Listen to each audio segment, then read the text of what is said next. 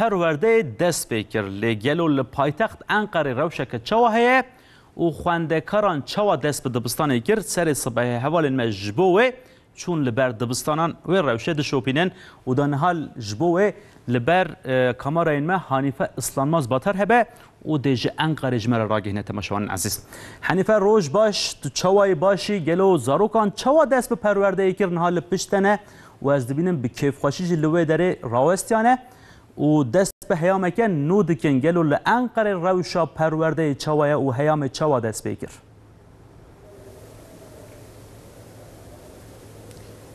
بله چتین پشتی بتلانه یا سیمیان هیام پرورده یا سال 2023 و 2024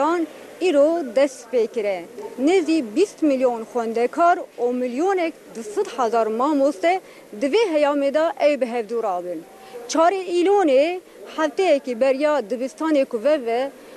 خوندکارن پیش دبستان و پولای کمی جبوکو هینه مکتبی ببین و آدابتاسیون مکتبی ببین مکتب جوان را حتبو وکرن پیشا که مکتب وکرن همو کیماسین مکتبا هاتن تمام کرن مکتب هاتن دبستان هاتن بایخ کرن هاتن پاکش کرن جبو اولهی خوندکاران تبدیل هاتن گرتن و پرتوکن درسان و یه تستان هاتن شاندن همو دبستانین ولید از دخوازم هن بحثا هن سپانا بکن و وزارتا پرورده هن سپانا کن رواجی و اف سپان دروجنامه یا فرمیدا جی هاتن وشاندن لدبستانان خوندکاران را تلفن هاتن قدخه کرن دما کو خوندکار بریا کو تکوین درسان ایدی و تلفن خود تسلیمین اداره مکتبی بکن اندی وکا اولی وکا بری لیسه خوندکارن لیسه نکارن در باسفن yani mektebi da dika evi biminin, çağ biminin avli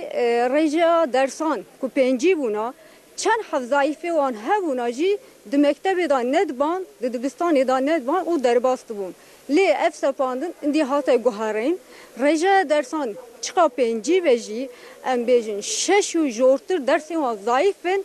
ew di mektebê da bimînin dibistanê da bimînin û wê polê dîza dubare bikin diye em karim wisa bêjin